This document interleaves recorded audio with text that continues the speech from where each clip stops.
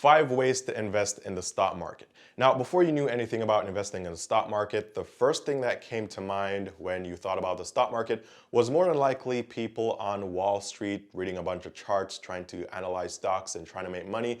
And that's the first thing that I thought too. I always thought that this stuff was really hard and I'd have to go to a school like Harvard to learn how to do stock trading if I wanted to make any money from it. And also, when I was growing up, I always thought that investing and stuff like the stock market was for people who were already wealthy and could, one, afford that type of education, and then secondly, had a ton of money to actually go out there and analyze the market and do trades, lose some, win some, and then make a profit. Now, luckily, it's a bit more complicated and also a bit more easier than that. And so without wasting any time in this video, I'm gonna give you guys 5 ways to invest in the stock market as a beginner. And by the way, if you're new here, my name is Eann, and on this channel, I talk about ways to make money, ways to save money, ways to invest your money. I talk about bank accounts, credit cards, just about everything to do with personal finance. So if you like these videos and you like these types of topics, be sure to give this video a thumbs up. I'll really appreciate it. It's 100% free, won't cost you anything. Also, be sure to subscribe with the notifications on. That way, you never miss the future updates of when I post new videos on the channel. And if you guys ever want to talk to me one-on-one, you can message me on Instagram. The link is down below. But let's get into the 5 ways that you can invest in the stock market as a beginner. Now, the first one is probably one that you would have heard about before, and this is basically stock picking. And so with stock picking, all you're doing is you're choosing whatever stock or whatever company you want to invest in. Now, this is kind of cool because, for instance, I go to Walmart a lot. And so I know that I can buy Walmart stock and I can invest into the company that I go to a lot and actually spend money at, and then I can earn from them. So with stock picking, you could choose one company or one stock, or you could choose multiple companies, and then you could invest in them. And so you're basically just creating your own portfolio and hand picking all the stocks that you want. So it'll be like your own custom-made stock investment portfolio. And so, for example, if you like Google and you like Walmart and you like Target, you like Amazon, Apple, Wells Fargo, definitely not me, but whatever companies you like, you can actually go out there and you can pick the stocks and then you can invest in those companies and those stocks. Now, the upside to this is that if you pick a stock and that company does really well after you pick the stock and after you've invested, then you're gonna make a lot of money, and you stand to make a lot of money because if the company is doing really well and they're making a lot of money, then the stock price is going to keep climbing and they may even offer higher dividend payouts. Now, the downside to this method is that just as how you could pick one company or a bunch of companies and they could do really well and the stock price could go up and you could make a ton of money, the opposite could also happen. And so you could invest into a company or a bunch of companies and then something bad could happen. They could have like a lawsuit on their hands, or the company could go bankrupt, and then the stock price plummets and then you could lose a ton of money. So that's actually the first way that you can invest in the stock market. And by the way, guys, I'm saving my method for last, so be sure to stick around for that. But now the second way of investing in the stock market is by using leverage. So leverage is when you borrow money and you invest the money that you borrowed, and then you take the returns that you got from this investment and then you pay off that loan that you got, and then you profit or you pocket the difference. So for example, this is $10,000 right here. And so if I have this $10,000 and I find an investment that can give me, let's say, 20% per year, hypothetically, this means that after year 1, I'd have 12,000 because I can get a return of 2,000. Now that's great, I'm making money, but if instead of just investing this $10,000 and I went to the bank or somewhere else and I borrowed $20,000, then now I'd have $30,000 to invest, and so I could go and invest this $30,000, and then at the end of the first year I get this 20% return, hypothetically speaking, and now I'd have $36,000. Now that would be a leverage of 2 to 1 because basically you have $10,000 and you're borrowing 2 times that to invest. So now after the first year, I would get rid of $10,000 and I'd go 1 to 1, meaning that now I have $10,000 of my own money and $10,000 of borrowed money. And so I can pay off $10,000 and I would still have $26,000. And then at the end of year 2, if I get a 20% return again, this is going to be around $5,000 or somewhere there. You can do the math, but basically I'd have around $31,000. And so at this point in time, I could go like 1.5, and this way I pay off $5,000 on the remaining $10,000 that I borrowed, which would leave me with $26,000, which I would reinvest. And then at the end of the 3rd year, I'd still end up with $31,000 again, and then I'd pay off the remaining $5,000 that I borrowed, minus any fees and interest, of course.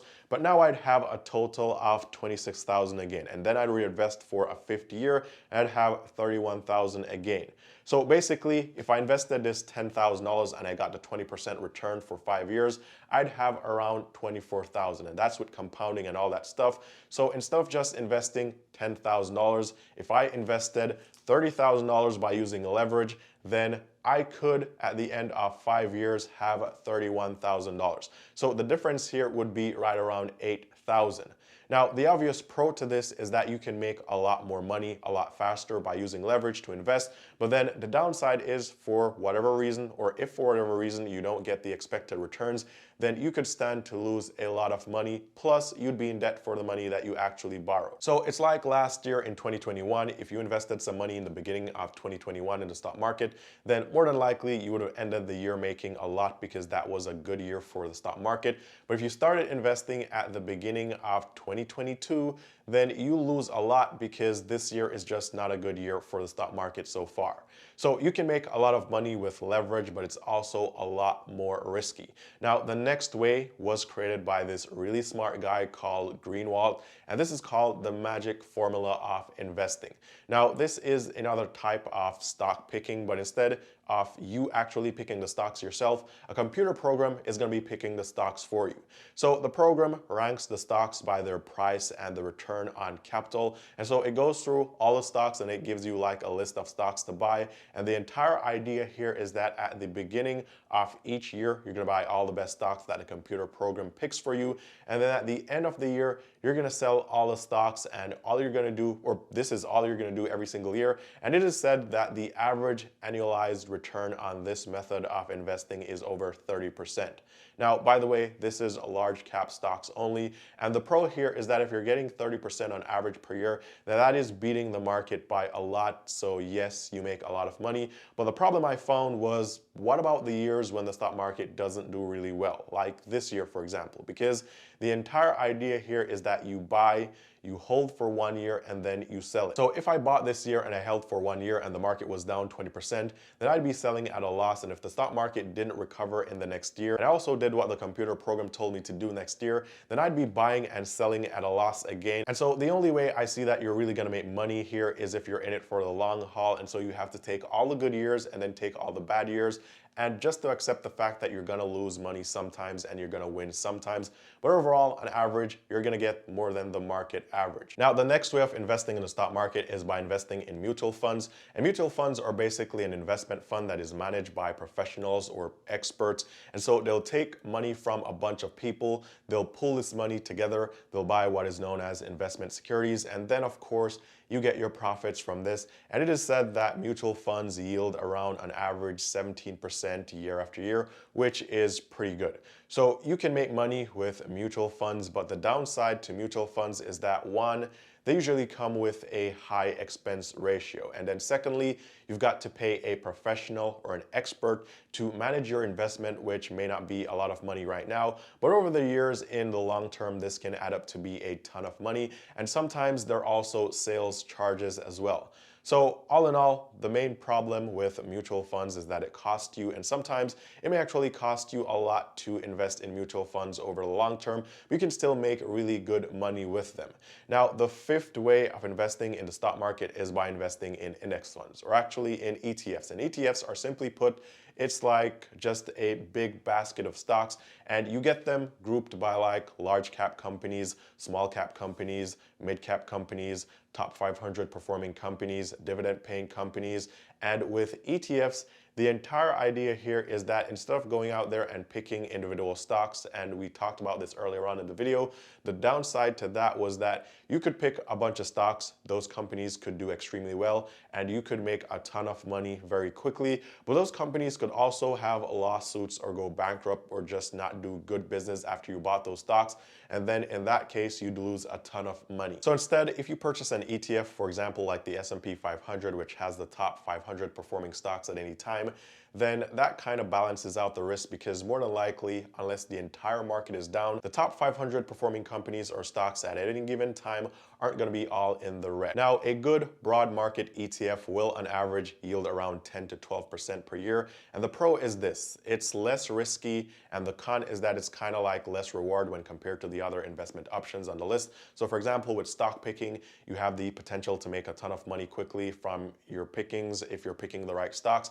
And with mutual funds, you could get a higher yield per year on average. The magic formula for investing, you could also get higher yields. So index funds are low risk, but also the reward is a bit lower. And usually if you pick the right ETFs, the expense ratio and the fees are so small, it's next to nothing, and that's another pro. So these are basically 5 main ways that you can invest in the stock market as a beginner. And now as a bonus, I'm going to tell you guys what my method is. And by the way, my method is one that was already mentioned on this list, and that is investing in ETFs. So I chose to invest in ETFs because I thought it was like the perfect balance between risk and reward when compared to the others on this list. And it also keeps everything really simple. I don't have to worry about buying and selling every year. I don't have to worry about picking stocks and rearranging my portfolio all the time. I don't have to worry about trying to get the average market return because I already get that. And so the only thing that I've done with ETF investing is that I've diversified. And so I invest in large cap ETFs, mid cap ETFs, small cap ETFs, the total international stock market, REITs, dividend paying ETFs, and the top 500 companies. So basically you can choose any one of these methods from this video. They all work. It's just that they work differently. And with that said, I hope this video is able to help someone who's trying to figure out how to invest or how they want to approach investing, and kind of like give you some options with pros and cons. And this way you can choose one and you can actually get started. So with that said, thanks for watching, all the best, and I'll see you guys tomorrow in the next one.